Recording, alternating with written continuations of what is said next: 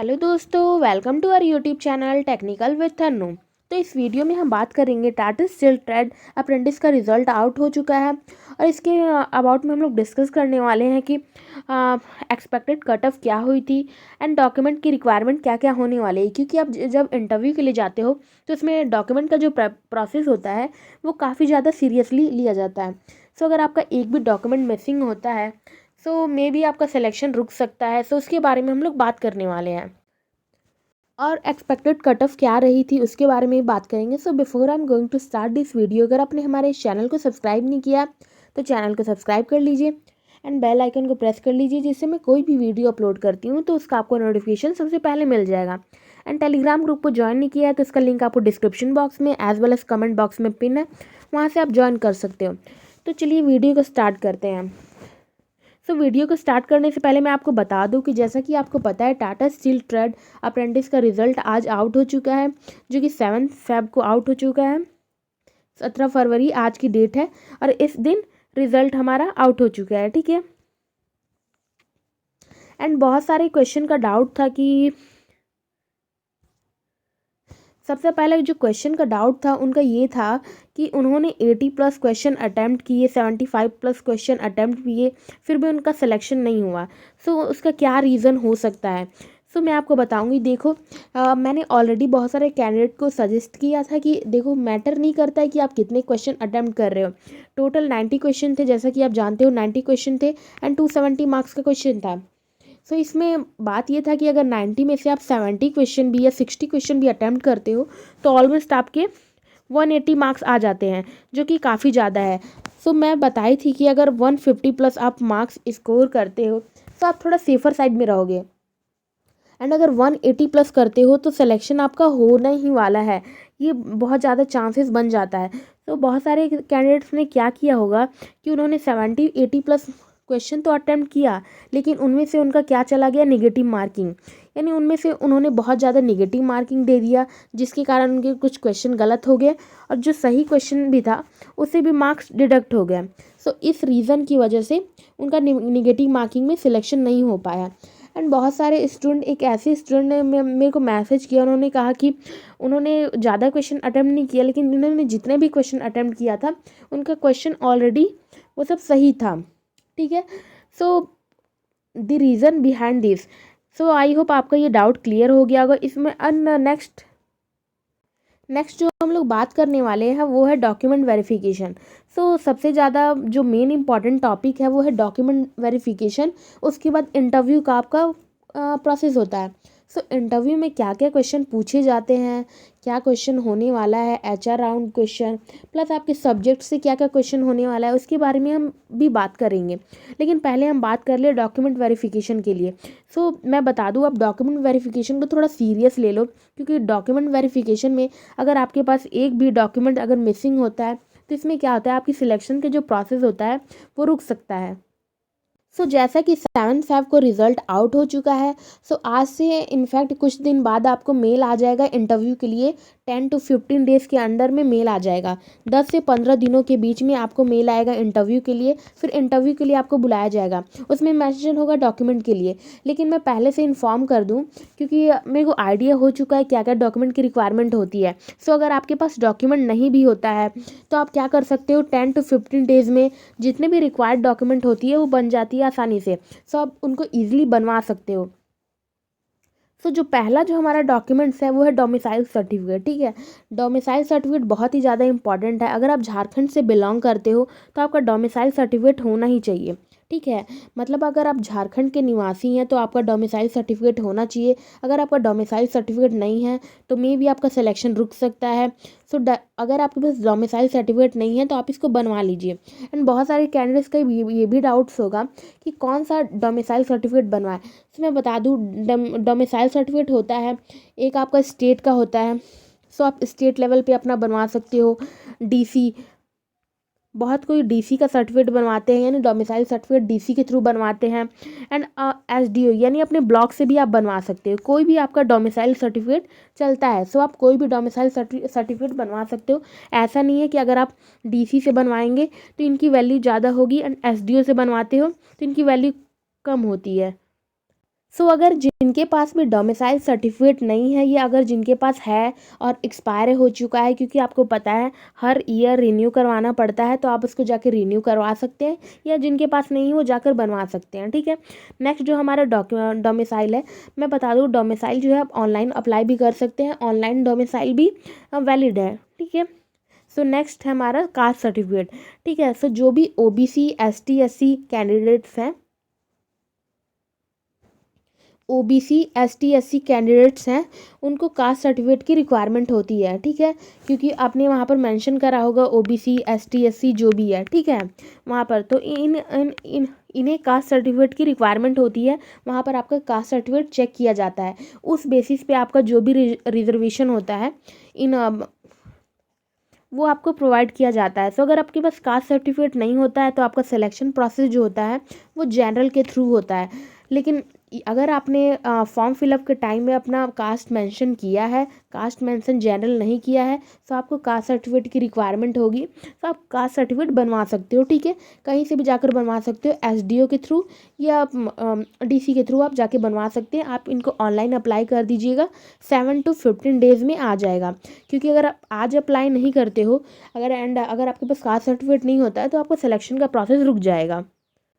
Next जो होता है रिज्यूमे। सो रिज्यूमे बनवाना चाहिए। एक कैंडिडेट का आज क्वेश्चन आया था, उन्होंने टेलीग्राम पे मैसेज किया था कि मैम रिज्यूमे बनाना ज़रूरी है, तो मैं बोलूँगी आप यस आप नॉर्मल सा एक रिज्यूमे बनवा लीजिएगा, ठीक है। क्योंकि वहाँ पर आप जाइएगा, जैसे ही आपका इंटरव्यू डॉक्यूमेंट वेरिफिकेशन हो जाता है, फिर आपको एचआर के जहाँ जहाँ पर आपका इंटरव्यू होता है वहाँ पर आपको एचआर के रूम में आपको जाना पड़ेगा। सो सबसे पहले आपको वहाँ पर उनको अपना रिज्यूमे देना पड़ता है, ठीक है। आप वहाँ पर उनको अपना रिज्यूमे दे दोगे, तो आप एक नॉर्मल सा भी रिज्यूमे बनवा सकते हो, प्लेन सा। ज़्यादा हाई फाई रिज्यूमे बनवाने की ज़रूरत नहीं है। उसमें आपका नेम, क्वालिफ़िकेशन, एजुकेशनल क्वालिफ़िकेशन, ये सब आपका मेंशन होना चाहिए, आपका एड्रेस क्या है, और अगर आप साइड में एक अपना पिक भी लगा दोगे वो ज़्यादा अच्छा होगा, ठीक है। सो रिज्यूमे रिक्वायर्ड है। बहुत सारे कैंडिडेट बोल रहे थे कि अगर रिज्यूमे नहीं ले जाएंगे तो चलेगा। मैंने बोला नहीं चलेगा, क्योंकि आपको रिज्यूमे होना ही चाहिए, ठीक है। क्योंकि आजकल जो 10th के कैंडिडेट होते हैं उनका भी बायोडेटा बनता है, सब बनवा लीजिएगा। फिर नेक्स्ट है 10th सर्टिफिकेट। सो डॉक्यूमेंट रिक्वायरमेंट में आपका 10th सर्टिफिकेट जो है, 10th का मैट्रिकुलेशन, 10th या मैट्रिकुलेशन का 10th का जो आपको सर्टिफिकेट मिलता है जब आपने 10th क्वालिफाई किया होगा, या मैट्रिकुलेशन सेम है, उसी को बोलते हैं। सो उसका सर्टिफिकेट रिक्वायरमेंट है, ठीक है। आप इसका क्या कीजिएगा, इस सर्टिफिकेट का आप ज़ेरॉक्स करवा सकते हैं 2-3। मैं आपको रिकमेंड करूँगी आप 3 कॉपीज़, वैसे 1 या 2 कॉपीज़ की ही रिक्वायरमेंट होती है, लेकिन आप ट्राई करना एक एक्स्ट्रा रखना। मे बी कहीं पर ज़रूरत पड़ जाए, लेकिन आई थिंक 1-2 से काम चल जाता है, लेकिन आप एक्स्ट्रा में रख सकते हो, ठीक है। इसके बाद 10th सर्टिफिकेट के बाद हो गया, आप एक ओरिजिनल रख लेना। ओरिजिनल तो आपके पास होना ही चाहिए, उसके साथ आपके पास जेरोक्स कॉपी भी होना चाहिए। एंड वन थिंग मैं आपको बताना चाहूँगी कि आप जो भी सर्टिफिकेट लेके जाते हो, डॉक्यूमेंट्स अपनी लेके जाते हो, उसको आप सेपरेट फाइल में रखिए, ठीक है। सेपरेट फाइल कहने का मतलब है उसको अगर आप अलग अलग फाइल में रखते हो तो ज़्यादा अच्छा होता है। अलग अलग फाइल कहने का मतलब है जो भी आपका ओरिजिनल डॉक्यूमेंट होता है वो क्या कीजिए, आप इस फाइल में रख लीजिए, एंड जो भी आपकी ज़ेरॉक्स होती है उसको इस फाइल में रख लीजिए। क्या करते हो, जैसे ही आप ओरिजिनल फाइल अपनी लेके जाते हो, तो मे बी अगर आप एचआर के रूम में जाते हो इंटरव्यू के लिए, तो आप उनको अपनी फ़ाइल शो कर सकते हो, क्या क्या उसमें आपकी एजुकेशनल क्वालिफ़िकेशन है। वो 1 बाय 1 वो कॉपी टाइप्स की एक फ़ाइल आती है ना, जैसे हम लोग कॉपी में पेज बाय पेज रखते हैं डॉक्यूमेंट्स को, वो अगर होता है तो ज़्यादा अच्छा होता है। उससे क्या कर सकते हैं आप, अपनी जितनी भी डॉक्यूमेंट्स हैं या आपकी अगर कोई अचीवमेंट्स हैं, अचीवमेंट्स कहने का मतलब है कि बहुत सारे कैंडिडेट्स को क्रिकेट खेलने का शौक़ है, dance, playing football, tennis, hockey, kabaddi, ठीक है। बहुत सारे लोगों का अलग अलग उनका शौक़ होता है। सो उसके अकॉर्डिंग उनको सर्टिफिकेट, मेडल्स वगैरह मिल सकता है। सो अपनी अचीवमेंट को वो दिखा सकते हैं, ठीक है। तो ये सब आपका हो गया, आप सेपरेट फाइल रखेंगे तो ज़्यादा अच्छा होगा। मैं भी अगर वहाँ पर जेरोक्स कॉपी अगर मांगा जाता है किसी भी डॉक्यूमेंट का, तो आपको ईजी होगा देने के लिए। सो ये हो गया। सो हमारा 10th का सर्टिफिकेट वगैरह ये कंप्लीट हो गया, ठीक है। अगर जिन्होंने आईटीआई के थ्रू फॉर्म को फिलअप किया है वो अपना आईटीआई का रख ले, ठीक है। आईटीआई डिप्लोमा एंड नेक्स्ट जो होता है आपका आधार कार्ड। आधार कार्ड जो आता है वो आपका मस्ट होता है। आधार कार्ड का जेरोक्स मांगा जाता है, सो आप 2 कॉपी या 3 कॉपीज़ आप अपना जेरोक्स रख लेना आधार कार्ड का। आधार कार्ड मस्ट होना ही चाहिए। अगर आपके पास आधार कार्ड नहीं हुआ तो सिलेक्शन में प्रॉब्लम हो सकता है, ठीक है, क्योंकि वहाँ पर आधार कार्ड मांगा जाता है, दिस इज़ नेसेसरी। एंड अगर आपके पास पैन कार्ड या एनीथिंग अगर आपके पास होता है तो अच्छा है, नहीं तो आधार कार्ड अगर रहेगा तो ये चल सकता है, लेकिन पैन कार्ड अगर आपके पास होता है तो आप लेके जा सकते हो। ये सारी चीज़ें हो गई। उसके बाद नेक्स्ट जो हमारा है डॉक्यूमेंट्स, वो है पासपोर्ट साइज फ़ोटो। तो ऑलमोस्ट आपके पास 5 to 6, I will suggest you आप एटलीस्ट आप 6 पासपोर्ट कॉपी फ़ोटोज़ रखना, ठीक है। पासपोर्ट साइज आपको 40 पिक रखनी है, 6, एटलीस्ट 6 टाइप की आप 6 रख सकते हो, ठीक है, 6 copy I will recommend you. तो आप 6 कॉपी रखिएगा, ठीक है। पासपोर्ट साइज फ़ोटो जो आपकी होनी चाहिए वो 6 कॉपी होनी चाहिए। And yes, passport size photo जो होनी चाहिए वो आपकी लेटेस्ट होनी चाहिए। ऐसा नहीं कि नहीं आप 6 महीने 1 साल पुराना, ठीक है, 6 महीने 1 ईयर 1 साल पुराना कॉपी वो पासपोर्ट साइज लेके जाओ। ये जो आपका पासपोर्ट साइज फ़ोटो होना चाहिए वो थोड़ा लेटेस्ट होना चाहिए, आसपास का 1-2 महीने पहले का अगर होता है तो वो चल सकता है। लेकिन अगर नहीं है तो आप जाके क्लिक वगैरह करवा सकते हैं स्टूडियो में, या आप खुद से भी क्लिक कर सकते हैं घर पे, किसी को फ़ोन पर बोल देना। सो ये सब जो थी ये सब बेसिक्स डॉक्यूमेंट्स रिक्वायरमेंट है, ठीक है। ये सब डॉक्यूमेंट्स आपके पास होना ही चाहिए। सो अगर आपके पास अभी भी कोई डॉक्यूमेंट्स मिसिंग है लाइक डोमिसाइल या कास्ट, तो आप उनको जाकर बनवा सकते हैं। एंड यस, एंड कुछ कैंडिडेट्स का डाउट था कि उनका क्वेश्चन था कि अगर वो दूसरे स्टेट से बिलोंग करते हैं तो उनको क्या कास्ट या डोमिसाइल की रिक्वायरमेंट है। तो यस, आप डोमिसाइल ज़रूर बनवा लीजिएगा, एटलीस्ट आप अपने स्टेट का बनवा सकते हो, अपने राज्य का आप डोमिसाइल सर्टिफिकेट बनवा लीजिएगा। ज़्यादा दिन नहीं, 10 दिन में आपका सर्टिफिकेट बन जाएगा, ठीक है। एंड अगर आप बाहर से आते हो तो आप ट्राई कीजिएगा पहले 1 दिन पहले ही आप ट्राई कीजिएगा आ जाए। मे बी अगर आपको इंटरव्यू मॉर्निंग शिफ्ट में है तो आप 1 दिन पहले ही आ जाओ, ठीक है। एंड जो भी आपका इंटरव्यू का प्रोसेस होने वाला है, इंटरव्यू का लोकेशन होने वाला है वो जमशेदपुर में ही होगा। जमशेदपुर बिष्टुपुर के SNTI में जनरली जो भी इंटरव्यू प्रोसेस होता है वहीं पर होता है। सो आप वहाँ पर जाके 1 दिन पहले आप शिफ्ट कर सकते हैं। That will be easy for your. May be बहुत सारे कैंडिडेट्स जो होते हैं उनको लोकेशन पता नहीं होता है, तो 1 दिन पहले जाकर वो शिफ्ट हो जाते हैं एंड लोकेशन का पता कर लेते हैं कहाँ पर इंटरव्यू होने वाला है।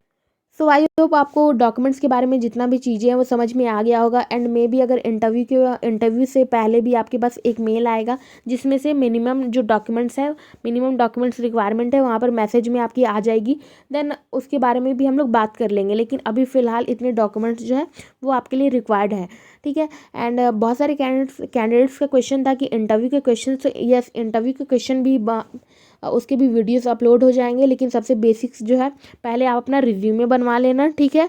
उसके उसके अकॉर्डिंग हम लोग इंटरव्यू के क्वेश्चंस बनाएंगे।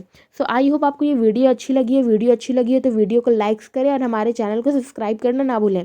एंड ये जो कट ऑफ था मैं बता देती हूँ, मिनिमम कट ऑफ जो था अकॉर्डिंग टू दिस, वो जिन्होंने भी 155+ स्कोर किया है, जिन्होंने भी टीए में 155+ स्कोर किया है उनका सिलेक्शन हो चुका है इस बार, ठीक है।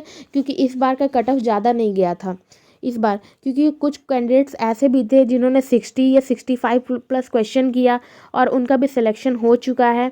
सो कट ऑफ जो था 150+ था, ठीक है। इस बार का कट ऑफ 180+ नहीं गया है। बहुत सारे कैंडिडेट्स क्या किए हैं कि उन्होंने ज़्यादा क्वेश्चन को अटेम्प्ट करने के चक्कर में उन्होंने अपनी निगेटिव मार्किंग को अटेम्प्ट कर लिया। सो कोई नहीं, best luck for your next time. So मिलते हैं नेक्स्ट वीडियो में। Thank you.